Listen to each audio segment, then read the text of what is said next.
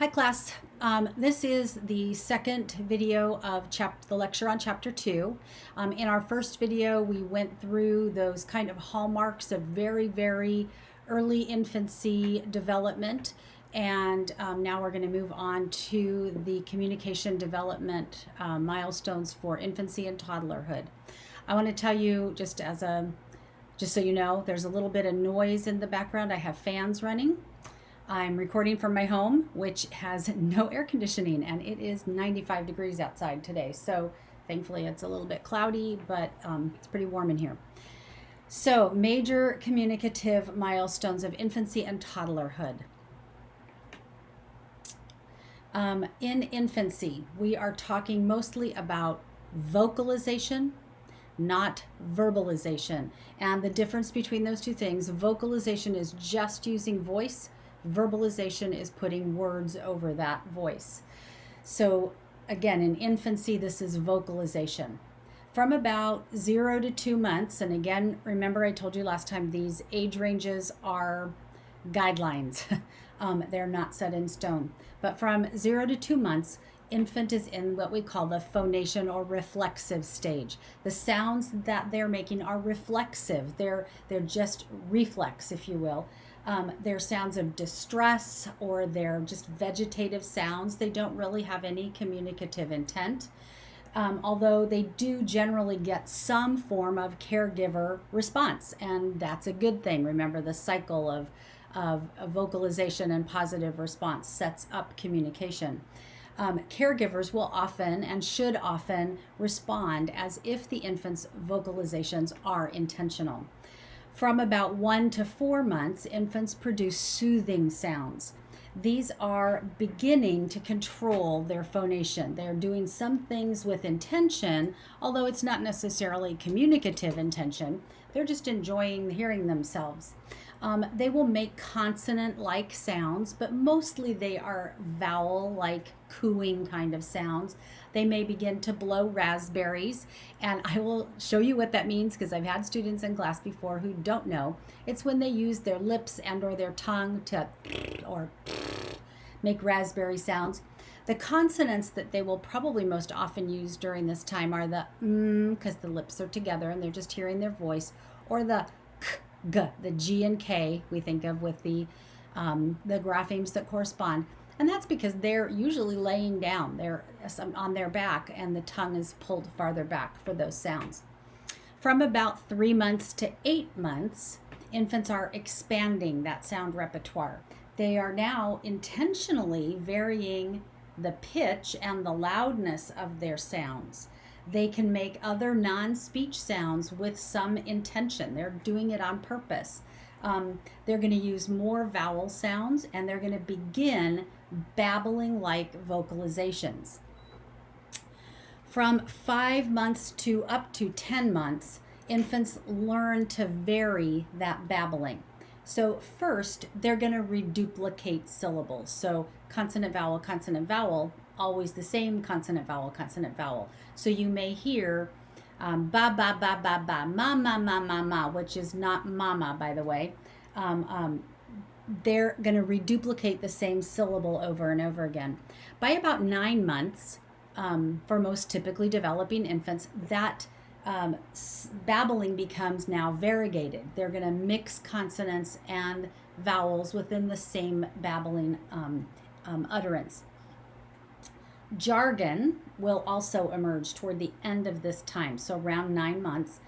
Jargon is still not real words, but the longer utterances resemble sentences in their intonation patterns. So the infant may use an elevated pitch at the end of a little utterance, and it sounds like they're asking a question.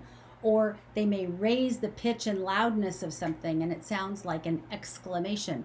I'm sure most of you have now seen the video on social media of the father and son sitting on the couch, and there's a television obviously going on in front of them. And the little guy is really little. He's probably 10, 11 months old, doesn't have real words yet, but he's looking back and forth to dad, and they're having this exchange of conversation. Dad, of course, is using real words, and you can hear this jargon beautifully, the communicative exchange from this little guy. He even makes great facial expressions, so he's really intentionally trying to communicate. In this stage, they sound like they're telling a story or engaging in a give and take conversation. By 9 to 18 months, vocalization is going to take on advanced forms. So there's going to be a variation in the syllable form. It's not always going to be consonant, vowel, consonant, vowel. Now it might be consonant, vowel, consonant. In a real word, we think of a word like bat, consonant, vowel, consonant. It may be vowel, consonant, vowel, or even consonant, consonant, vowel. So those consonants that we think of being blended together, like st in stop or pull in play, but they're not using those real words. They can use a combination of vowel sounds, so produce diphthongs. Diphthongs are like ow, oi, where they're putting two vowels together. Jargon is going to continue to emerge in the beginning of this time. Longer utterances of jargon that are going to resemble sentences. They're going to do the give and take of conversation, the raising the pitch and asking questions, telling stories. Embedded in this time of 9 to 12 months, somewhere between 7 to 12 months, the infant's communication becomes really, truly intentional.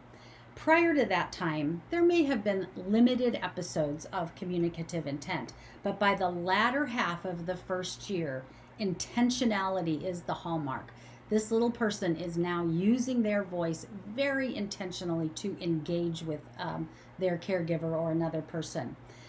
They're much better attuned to that referential eye gaze, the pointing, the line of regard, and they begin to incorporate those intentional gestures into their own communicative attempts.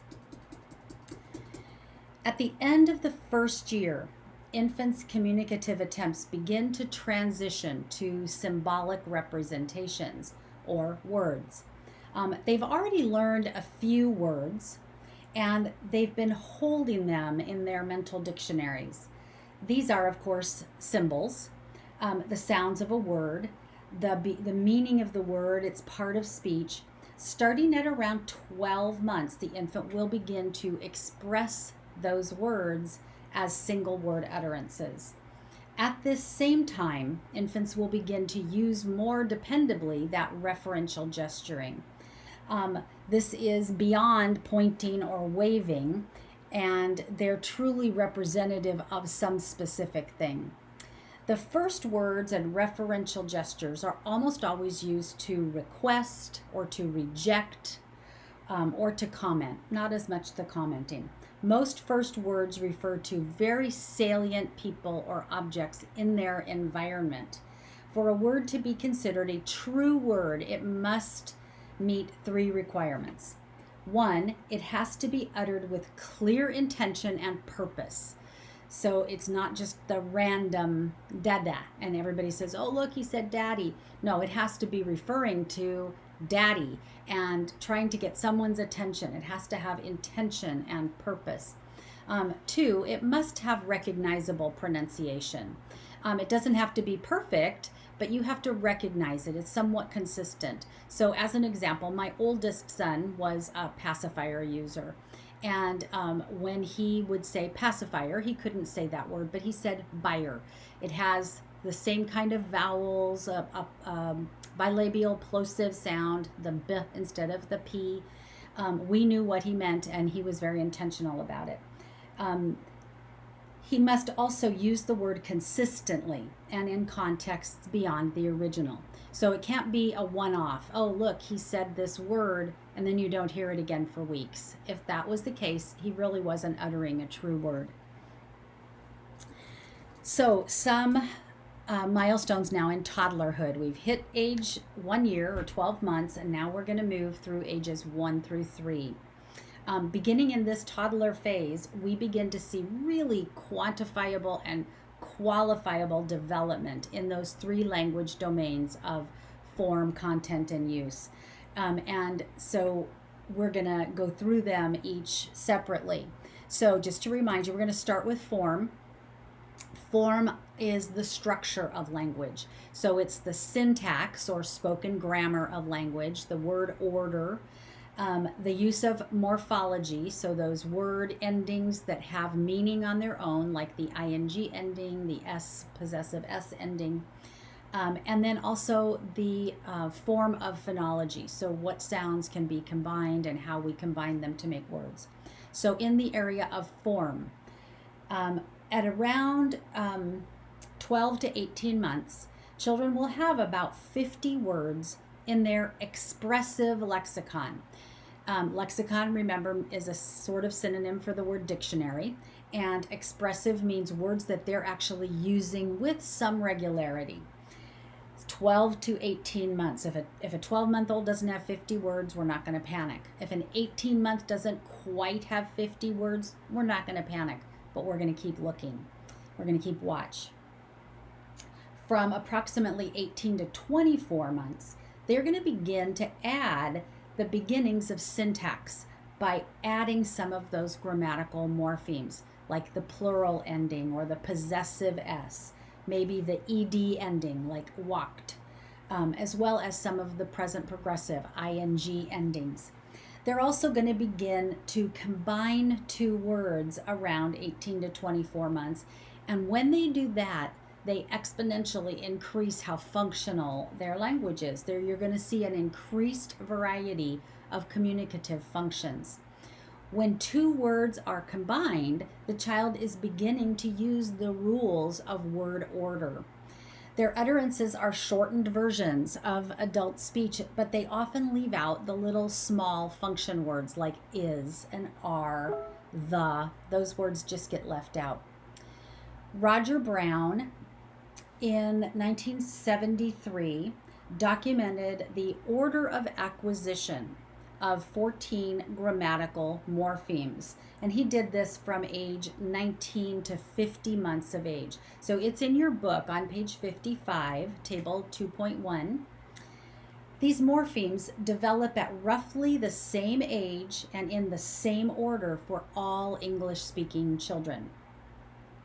Deviations or absences of specific morphemes are a very early indicator of language delays or language disorders. Language sampling is something we use as a diagnostic tool, and what that means is if I were doing an assessment with a child, one of the things I would do is have either myself write down everything I heard that child say, or if I have a partner that's working with me, or sometimes we even make a recording, probably the best practice to make a recording. And that's a language sample. We try to collect between 50 and 100 utterances in an assessment, and then we analyze that sample to see what functions this child is using, what word order, what morphemes have they already acquired, what kind of vocabulary have they acquired. Sorry, I lost my place. However, as they're learning these forms, children will often make errors that adults that are familiar with the context and with the child will overlook. So the adult will comprehend the child's meaning because of linguistic intuition. So, for example, the irregular form of past tense, words like broke, ran, ate, these are later developing morphemes than the more typical ed endings, walked, watched, painted. That's the typical form. That's why we call it typical and not irregular. Children will learn those irregular forms later on after repeated exposure. But early on, they may still attempt past tense with those verbs they know, but they may say braked and ran and eated, and that's very typical. Another measure of typical development of form, also created by Roger Brown, is mean length of utterance, or Brown's stages of language development. And this is also in your book in figure 2.2. Mean length of utterance, or MLU, is calculated by counting the total number of morphemes in a single utterance, a single sample, and dividing it by the number of utterances in the sample. So, for example, if I take that language sample and I have 100 utterances, and I count up all of my morphemes, and we're just going to make this math easy, I come up with 200 morphemes. We do that division, and the child's mean length of utterance is 2, a two morpheme utterance. Now remember, morpheme is that smallest part of speech with meaning. So, well, I'll get there in a minute. Brown's chart of MLU development is a great measure of what's expected at each stage of toddler to preschool age development. In a true sample, to be compared to Brown's chart, it's important that we are just counting morphemes and not words. So, for example, if the child's utterance was "that daddy's car," there are 3 words: that daddy's car. But there are 4 morphemes: that daddy's car. So 4 morphemes in that. Sorry, lost my place again. Often when doing an assessment with older children, I and many others will use that acronym MLU, but we're counting the average number of words, and that should be documented in your report.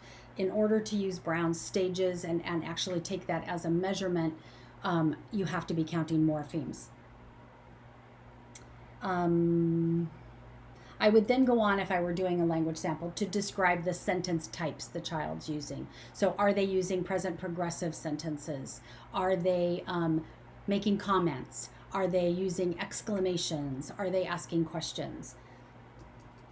Advances in content during this stage. During the second half of the second year, so now 18 to 24 months, a normally developing child will experience a vocabulary spurt. And remember, content is meaning. It's that vocabulary, the semantics. So they're going to have this vocabulary spurt or naming explosion, wherein they can learn an average of 7 to 9 new words a day. It may seem to those paying attention to their learning, who see them every day, that they are learning these words out of nowhere. But in reality, they have likely been storing them in that receptive lexicon, the dictionary they're holding cognitively. And then they use them cautiously at first. So it might seem pretty random that all of a sudden this word came out, but then they rapidly begin trying them out.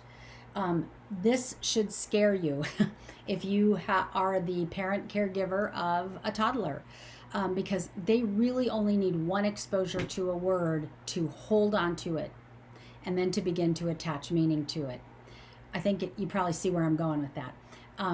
They overhear a word, and then you may hear it 2 weeks later and think, wow, I've never said that in front of my child. Well, maybe you have, or someone has, and they begin to attach meaning to it. At first, when they use a new word, now, not a bad word, when they use a new word, they may use them in only very limited specific situations. So for example, only the family dog is called a dog, and all other dogs don't have a label. So this dog, we know this is dog, but that dog over there, I don't know what to call that. So that's called underextension. Or they may use overextension, wherein they learn the word and then apply it to anything related. So all animals are dog, even if they are a cat or an elephant. It's a dog because it's an animal. The same thing, all round objects are ball, and that's a really common one. I know my grandchildren would go out into the backyard, and we have a tangelo tree and an orange tree and a grapefruit tree, and they were all balls. They'd pick them up and, oh, ball, and throw them. It's a piece of fruit, right? But they had overextension of that word. Achievements in use during toddlerhood. So even though these sweet little people are making great gains in form and in content, they are still pretty inept in the area of use as toddlers. Their newly developed ability to combine words into multi-word units allows them to really participate in a lot more language functions, but their conversational skill is pretty undeveloped. Toddlers may initiate conversation, but then have difficulty sustaining it beyond one or two turns. And they're really terribly not adept at keeping their listener's point of view in mind. So they're going to change topics very rapidly.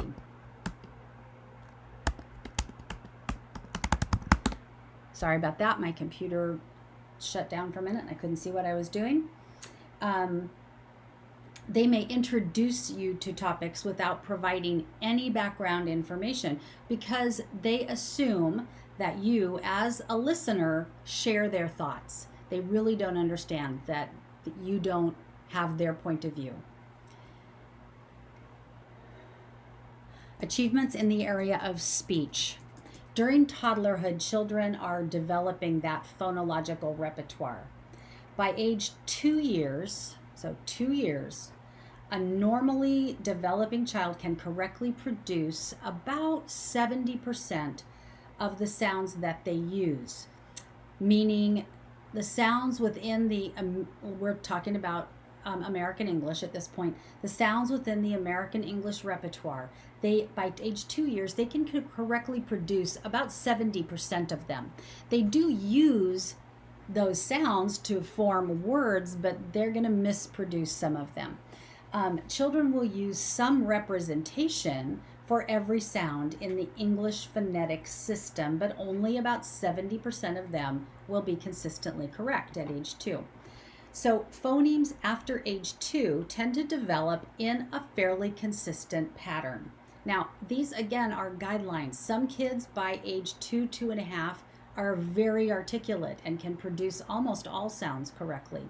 But we know that that's not the norm. And there is a normal pattern of development.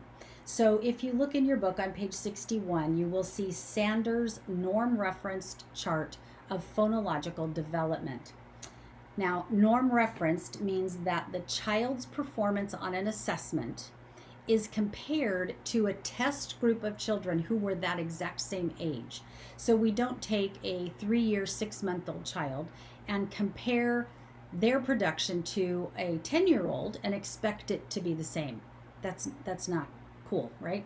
So we would take a 3-year, 6-month-old and compare their production to a large sample of other children, the normative sample, who are 3 years, 6 months of age.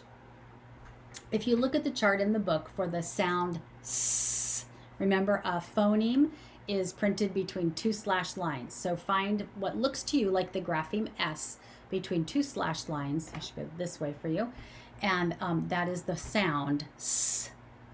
If you look on the left edge of the bar, that is S, you will see that S is achieved by 50% of children by age 3 years. This is called the customary age of production. However, if you look over to the right-hand side of the bar, you will see that it is typically mastered by 90% of children by age 8. So what that means is that if a child has not achieved the correct production for S by age 8, we are going to now consider that a disordered production. But up until that age, there's some wiggle room. I can tell you as a therapist, I would not address a single misproduction of S, meaning that's the only sound they're misproducing in a 3-year-old. I just wouldn't. It's not appropriate. They may achieve that sound in normal development. I would wait to see if they self-correct that sound. Now, if it's the only sound that they have an error on, I might begin to address it by age 6.5 or 7. I have addressed it in children slightly younger, but under other circumstances. Also, when I'm deciding whether to place a child with sound production errors on my caseload, I look not only at the sound or the sounds that are in error, but I also look at something called stimulability. Stimulability is how easily I can get that child to replicate what I'm doing. So if I'm testing a child and the words are sun and bus, and I hear thun and buth, after I'm done with my test, I may come back to those two words and say, okay, let's try these words again, but I want you to watch what I do right here with my mouth and try and make your words sound just like mine. And I do that for a little bit to see how easily the child can be stimulated to correct production. If they can copy me right away, I'm probably going to leave it alone if they're young, if they're below 8, because it will probably self-correct. Or I may give the parents some home instruction to work with them. Now, if I cannot get them to produce that sound pretty quickly, chances are they're not going to self-correct, and then I may place them on my caseload. Phonological processes. This is a term that you need to learn.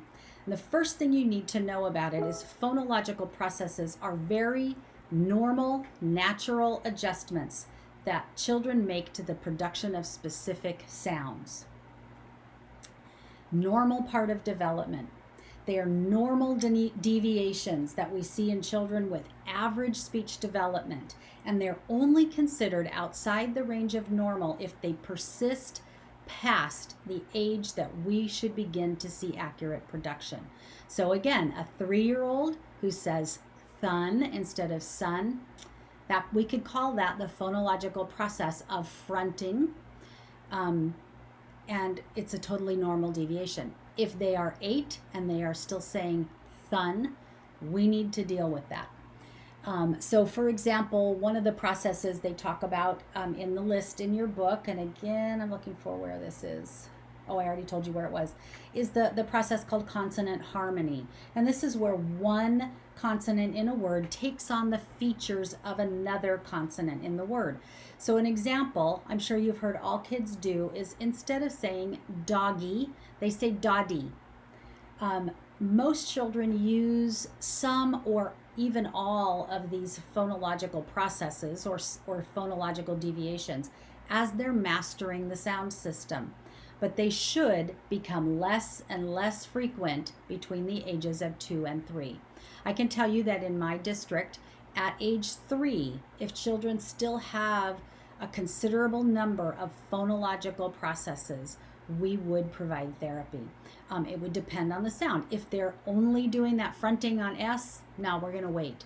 But if they have a number of phonological processing deviations at age 3, we would consider providing therapy. The common phonological processes are listed on the bottom of page 61 in your textbook. I take issue with one of them, and that's number 5. It's called diminutization. It can be a phonological process, but it gets mislabeled that very often. Diminutization is the changing of the second syllable in a word to just the long vowel E. So saying things like blanky instead of blanket, or adding that E sound, ducky instead of duck, birdie instead of bird. The vast majority of the time that children do that, they've been taught that. A very well-meaning parent calls the child's blanket their blankie, or calls the pacifier a passy. I have never, ever in my now 30-year career seen a child do diminutization and have it really been a disorder. Parents really teach that to a child. So I would, in that case, help the parent, enlighten the parent to this and help them correct that in their own child. If they don't do that, it will be corrected by a kindergarten teacher, because they're going to be starting to learn word recognition and word patterns, and we can't be calling bird birdie and duck ducky and horse horsey, or we're not going to learn to read and spell them correctly. All right, I'm gonna stop this lecture by I want you just referring you to something in your book. I'm not going to read it to you, or we'll be going too long. And I want you to know before I read this to you that this book was printed before the current election, the current administration. This is not meant to be a political statement at all, but it's an important statement, and so I want to refer you to it. And it's on page 62 in your book. the highlighted box at the bottom called Mainstream Mentions. And it's really talking about autism spectrum disorder, which I know we are not talking about at this point, but we will at some point in this semester. And it happens to be that Donald Trump was interviewed, and this box is talking about an interview that he participated in regarding vaccines and autism spectrum disorder. And the reason it's here is to, again, this was put in here before he was ever president, before he ever even started running for president. So we're not going to have a political conversation. But it's highlighting to you that there are people with platforms that say things that our parents hear, that the public hears, and that they then believe. So I do want you to read through this. And the one thing I will say about it, and you'll hear me say this a number of times this semester, vaccines do not cause autism. And there is mountains of scientific evidence for that, whereas there are a few incidental things that suggest that autism is diagnosed around the same time that a child receives that second MMR vaccine. So there's a coincidental occurrence that is not a scientific correlated occurrence. In fact, the vast majority of children get that vaccine and don't have autism. It is not a causative relationship. So if we were sitting face to face, I would probably read it to you and we could discuss it, but I'm not going to do that. And we are going to stop our recording right now. We don't have 3 this time. We will continue this lecture in class. And we don't have too much left, but we'll cover that at the beginning of our Zoom meeting in class. All right, thanks very much. Bye.